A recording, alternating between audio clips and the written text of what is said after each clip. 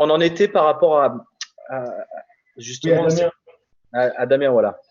En fait, Damien, mais bon, ça après, Damien, il est né sans avant-bras. Donc, Damien, quand il est navigateur et qu'il est sur la course la plus exigeante au monde et peut-être un des sports les plus durs au monde, tous ses outils sont adaptés. Son winch, à Damien, c'est un winch où voilà, imaginez, il vient mettre ça dans un bambou et il mouline comme ça. Damien, il a mon âge, il doit avoir, je sais pas, 30, 38, 40 balais, un truc comme ça. Il est en pleine force de l'âge, il est beaucoup plus affûté qu'un Jean Le Cab. Être skipper, c'est pas uniquement être une force de nature, c'est avant tout un grand navigateur. Et donc, le valoriser en tant que skipper handicapé, je suis pas sûr, au final, que c'est ça qu'il faut raconter. Il ne faut pas le nier, certainement pas à l'inverse, mais c'est de montrer en fait que le handicap peut, quand la société nous donne les moyens d'avoir accès aux mêmes choses, peut être banalisé et peut être quelque chose qui en fait n'est plus une caractéristique. C'est un grand skipper. C'est un grand skipper et il s'avère qu'il lui manque un avant-bras. L'autre, c'est un grand skipper, mais il s'avère qu'il a 65 balais. C'est un grand skipper et il s'avère que quand il était petit, ses parents sont morts d'un accident de voiture. Et donc, il a dû se construire en tant qu'orphelin. Il y a plein de raisons quand on regarde l'histoire des gens pour se rendre compte qu'il y a plein de bonnes raisons de se dire que, en fait, moi, je veux plus. Enfin, je veux plus. C'est pas je veux plus.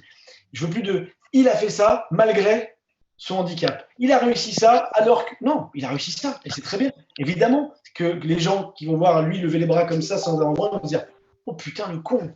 Il vient de passer 80 jours sur un bateau avec des creux de 20 mètres, avec du chaud, du froid. Il finit sixième du truc et premier dans sa catégorie. Pas de handicap, catégorie de bateau avec un avant-bras moins, et après, ils sont les gens fantasmés et valorisés encore plus, très bien.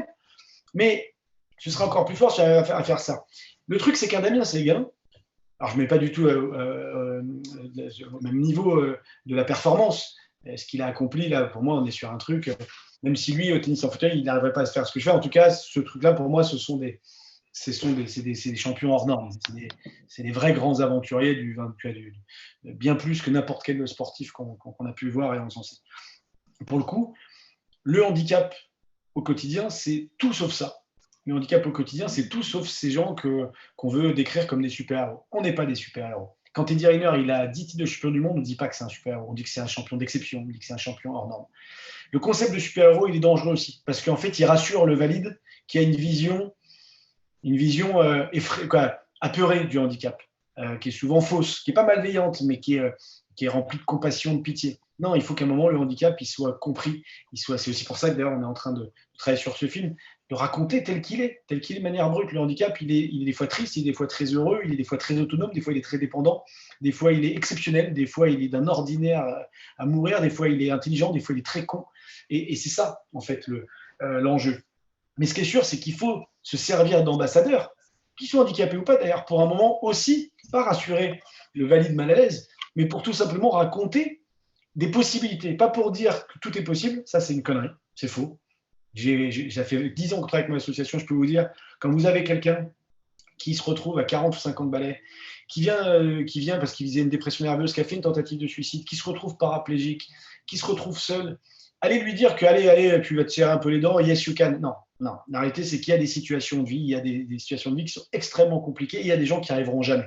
Et là, je parle même pas de maladies psychiques, où là, des personnes qui seraient maniaco-dépressives ou schizophrènes. Je veux dire, là, je parle même des gens qui n'auraient pas, en tout cas, de pathologie définie. Il y a des cas où on n'y arrivera jamais. Et il y en a beaucoup.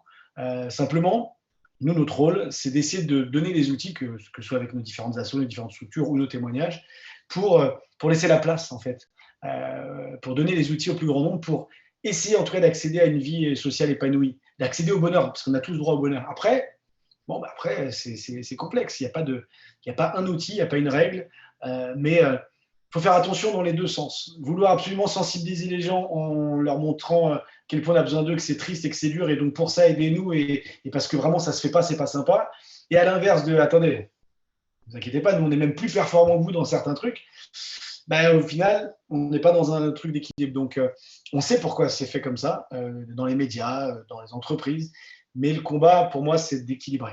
C'est d'équilibrer, c'est d'avoir un rapport plus juste. Mais c'était juste sur ça, cette petite digression là-dessus, sur ce que tu racontes et sur ce qui doit motiver chacun et votre génération ou la nôtre. Alors moi, j'estime je me sens très proche de ta génération.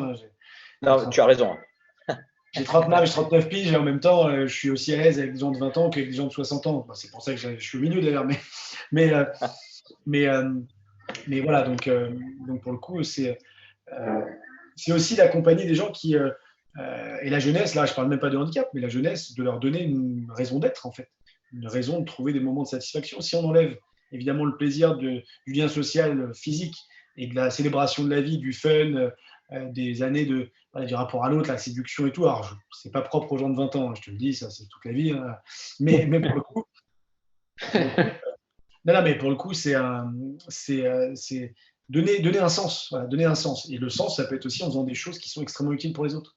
Moi, c'est là où je me suis Exact. plus épanoui dans ma vie, c'est quand je me suis rendu compte que ce que je faisais était utile aux autres.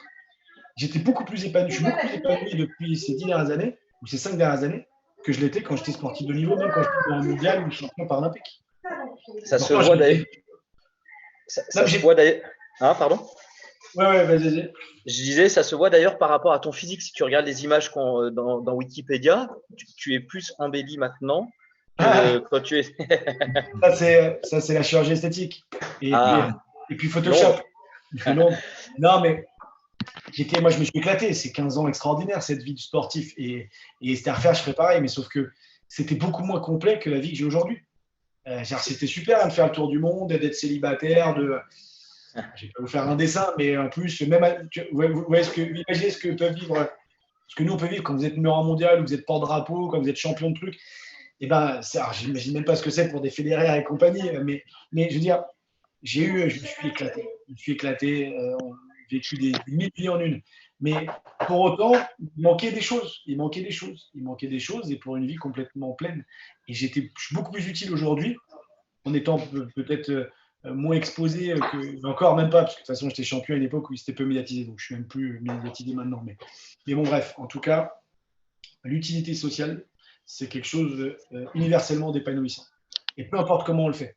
Mais ne serait-ce que même en aidant une vieille personne à traverser la rue, juste ça, vous savez, la bonne action, la BA, pas la BA au sens péjoratif du terme, la bonne action noble, d'avoir fait quelque chose sans se soucier vraiment de ce que ça nous apportait à nous en première lecture, juste de je sais le faire, je peux le faire, tiens, c'est ce que je peux aider, ce que je peux dépanner, ce que je peux accompagner, j'ai une compétence. Et ça peut être aider votre voisin à tondre sa pelouse ou à finir de couper sa haie. Il y a 1000 choses à faire.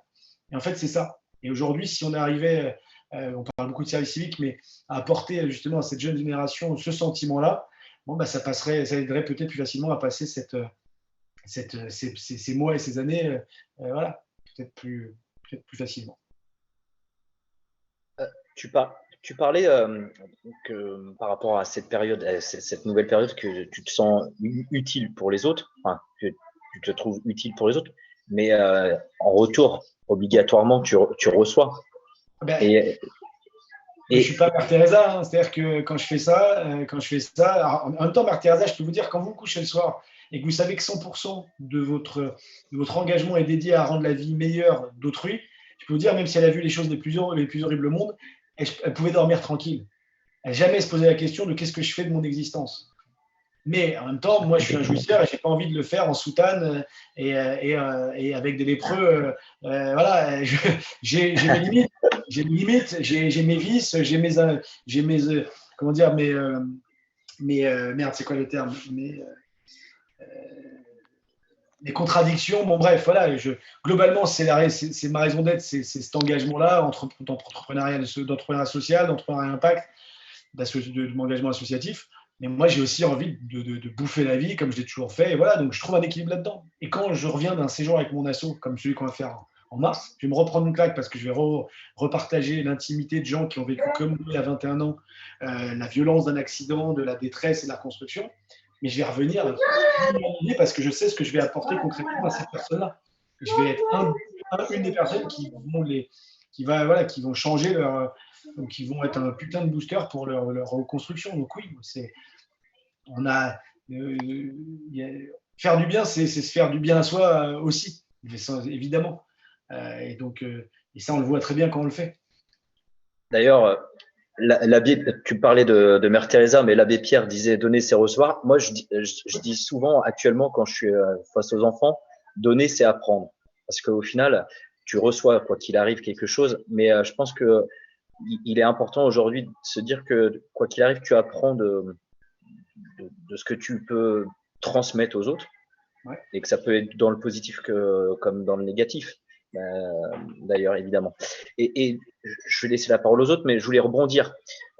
Tu parlais du séjour au mois de mars, où tu auras 5 champions. Il faut savoir que si tu en recherches un autre, moi je suis 5 fois vainqueur des championnats du département de l'Ain au judo. C'est parfait. Peut-être. Voilà. Nous, c'est de toute façon, on fait la distinction entre l'Olympe et la région. On est sur un peu les mêmes propos. Non, par contre, ce que je te dis à toi, comme à vous tous, autour de cette table, de cette conférence, vous pouvez tous, si vous le souhaitez un jour, vous inscrire auprès de l'association et pour proposer, en expliquant la raison de l'envie de vous engager, pour participer à un séjour. Alors, vous ne tomberez pas sur le séjour avec ces champions-là parce qu'il est déjà fait, mais vous vivrez une expérience extraordinaire. Et tous les gens qui l'ont vécu, on n'est pas là uniquement pour aider et accompagner les personnes handicapées qui participent au séjour. On aide tout autant, dans une autre mesure, les personnes valides aussi qui arrivent et qui ont tous aussi leur parcours de vie, leur névrose, leurs soucis, qui se prennent une claque et qui reviennent transformer. Est-ce que quelqu'un a une question pour Mickaël, sachant qu'on ne va pas trop le monopoliser encore trop longtemps? Moi, je reste très bien avec vous longtemps, c'est juste que je vais aller chercher mon petit. Exactement. Une fois, 2 fois, il y a en pause. Ah. Non. GG? Non, je n'ai pas de questions qui me viennent. Je pense que ça a été parfaitement clair, parfaitement. Moi, j'avais une petite question, si ça ne te prend pas trop de temps, par rapport au film que tu prépares. Quand tu vas passer dans l'ensemble, a priori, l'ensemble des pays du monde, du moins un maximum de pays, tu en as déjà ciblé certains pour certaines pratiques qu'on ne connaîtrait pas forcément en Occident? Non, en fait, c'est pas tant sur la pratique. Là, on va les tourner, donc ce sera plus rapide au début pour tourner en France, en Suisse et en Angleterre, parce qu'il y a une partie de l'histoire qui se passe là, et puis parce qu'on va évidemment raconter notre histoire de notre pays. On doit tourner en Afrique du Sud, au Brésil, en Chine, aux États-Unis, au Canada et au Japon. Donc autant dire des destinations qui aujourd'hui ne sont pas très friandes de touristes français ou anglais, en l'occurrence pour moi. Donc c'est ce qui fait que le tournage n'est pas pour tout de suite. On va aborder évidemment la question du sport pour les personnes handicapées moteurs, mais aussi handicapées mentales, handicapées psychiques, donc sans distinction. Donc c'est une approche globale, universelle, de montrer ce qui fonctionne et dans certains pays, ce qui n'a pas fonctionné dans d'autres. L'idée, c'est pas de s'auto-flageller. Il vaut mieux être handicapé en France que dans 90% des pays du monde, mais sauf que si on compare avec des pays occidentaux, des pays en tout cas qui auraient un PIB proche d'une autre, là pour le coup, on a un vrai travail à faire. Donc, il faut aussi comparer avec ce qui est comparable. Pardon ? Je dis exactement. Quand on dit la France est en retard, oui, d'accord, peut-être par rapport à l'Angleterre, par rapport aux États-Unis, par rapport aux Pays-Bas, par rapport aux pays. Mais la France, je préfère vivre en France que dans tous les pays d'Afrique, pour en avoir fait un certain nombre, et notamment les plus riches.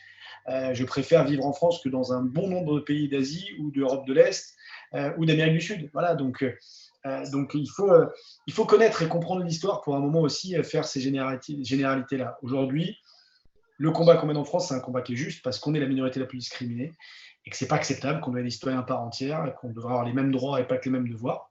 Et donc nous, on va pas faire en fait un éventail de tous les sports. Pas du tout. On va évidemment parler du sport de manière globale. On va montrer des sportifs, mais de sport amateur. On va parler un peu de paralympisme. On va parler des Global Games, des Special Games. On va parler d'histoire d'hommes et de femmes, de combat de la lutte pour leurs droits civiques dans certains pays. Comment le sport et la visibilité que le sport leur a donné leur a permis ensuite d'en faire quelque chose de bien plus grand et plus utile. Bon voilà. Et le sport pour les femmes aussi. Je pense que dans certains pays, ça doit être très, très, très, très compliqué. Mais c'est la double peine, parce que quand vous êtes handicapé, il y a une première discrimination, mais vous avez aussi le double handicap quand vous êtes une femme, et dans le rapport à la pratique sportive, dans le traitement des femmes dans plein de pays dans le monde encore aujourd'hui. Mais je veux dire, même en France, il y a plein de sports encore aujourd'hui, quand vous êtes une femme et que vous arrivez dans un club de rugby, dans un club de boxe et autres, c'est pas une évidence, vous n'êtes pas accueilli forcément les bras ouverts. Alors imaginez quand vous êtes handicapé et que vous êtes une femme handicapée, ça je peux vous raconter 1 milliard d'anecdotes là-dessus, c'est aussi un souci. Donc nous on veut une approche globale, voilà, qui n'est pas moralisatrice, qui n'est pas misérabiliste, qui ne sublime pas ou fantasme pas et qui va raconter une grande histoire qu'on ne connaît pas. Et c'est pour ça que ça passe bien, justement. Mais j'espère. Après, il faut que le film. Ah oui. Il faudra que le film soit à la hauteur de ce qu'on raconte. Mais ça, c'est le boulot de mon associé qui est réalisateur, qui lui, une fois qu'on a le diffuseur et qu'on a les financeurs et tout, bah maintenant. Même au contraire, ça donne la pêche, ça donne, Ah bah oui, ça donne envie d'être positif et simplement, c'est tout. Ça donne pas du tout envie de pleurer. Ça nous touche, mais positivement. En tout cas, on a hâte de voir ton film hein, quand il sera réalisé. Ah, ça, j'espère bien. J'espère que vous le verrez. Évidemment. Et est-ce que Frédéric, vraiment comme on le voit, comme on l'a vu dans toutes ces émissions? Ouais. On est devenus très potes. Ouais. Mais pas très potes au sens showbiz. Vraiment très potes. On s'est régulièrement au téléphone. C'est un mec qui a vraiment de vraies valeurs. Oui, c'est un mec qui est profondément empathique, mais empathique au sens pathologique du terme. C'est bien d'être empathique, mais je pense qu'il l'est trop et qu'il ne peut pas aller se coucher tant qu'il n'a pas compris et qu'il n'a pas ressenti ce que la personne vit. Et voilà, donc c'est un mec bien, alors après qui est torturé, comme beaucoup d'entre nous, mais non, c'est un vrai, c'est un bel humain. Voilà, oui, certainement. Avec qui on a des relations très proches. C'est ce qu'on voit, comme vous. C'est ce qu'il espère. Ah ben vous me connaissez pas, moi je suis une saloperie, mais lui c'est un vrai bon mec. C'est vrai? Oh là là. Non, je veux croire que je suis une bonne personne. Après on a tous nos failles. Ah, il faudra nous dire comment on peut relayer après la préparation du film, s'il y a des choses. À partir de lundi, vous allez voir, moi je vais vous harceler sur mes réseaux sociaux tous les jours. Vous allez voir des posts de tous les plus grands champions, vous allez voir des lives Instagram, vous allez voir des posts sur Facebook, LinkedIn, faire que ça. Donc en gros, pour que cette campagne réussisse, c'est l'effet boule de neige, c'est que les gens donnent. C'est des dons qui vont de 5 € à 1 000 € pour les particuliers, et puis il y a des dons qui vont jusqu'à 30 000 € pour les entreprises. Il y a des contreparties, donc il y aura des trucs collector, il y aura des exclusivités, il y a des raquettes dédicacées, il y a un peu de tout. C'est des trucs qui sont plutôt sympas qu'on a essayé d'offrir et de proposer. Et donc voilà, tous les gens qui ont envie d'en être, tout le monde peut participer, même à hauteur de 5 ou 10 balles. Et après, c'est de se dire que si une personne met 10 € mais qu'elle le dit à 10 personnes, voilà, ça fonctionne comme ça. Donc c'est un double effet. C'est l'effet, évidemment, l'enjeu d'aller collecter ce dont tu as besoin, et aussi de le faire savoir le plus possible qu'il y a un truc qui va se passer sur ces sujets-là, et qu'on suscite l'intérêt pendant toute la construction du film. Donc, super. Si vous êtes connecté, ne serait-ce que sur Facebook, vous ne pourrez pas passer à côté. Voilà. Et de toute façon, je le relayerai. Et sachant que, donc tu m'as dit Insta en direct lundi à 20h, c'est ça, non? Non, je n'ai pas encore fixé l'horaire avec Martin, mais c'est après le couvre-feu, en tout cas. D'accord, ça marche. Eh ben, écoute, je pense qu'on peut tous te remercier énormément du temps que tu nous as accordé. Avec plaisir. Comme je te l'ai dit, moi j'attends toujours ta venue quand la période sera un peu plus calme pour la tournée des caveaux dans le Mâconnais. T'inquiète. Ouais, j'ai des bonnes adresses. Pour ça, je suis jamais loin, t'inquiète pas. On fera ça. Guillaume, oui. Dans le Chalonnais aussi, et je te rappelle qu'il a un complexe sportif à son nom. Donc, oui. Voilà.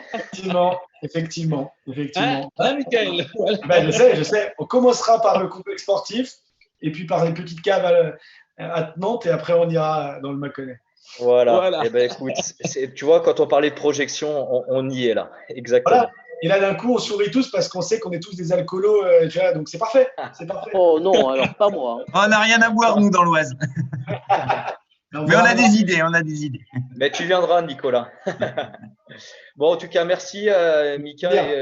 Et tout le mal que je peux te souhaiter, c'est que ce film soit une réussite, mais j'en suis persuadé. Totale, voilà. Ouais. On va tout faire pour, en tout cas. Merci. Merci beaucoup. Merci beaucoup. Merci beaucoup. Ciao, à bientôt. Et au plaisir. Merci pour ce que tu nous apportes.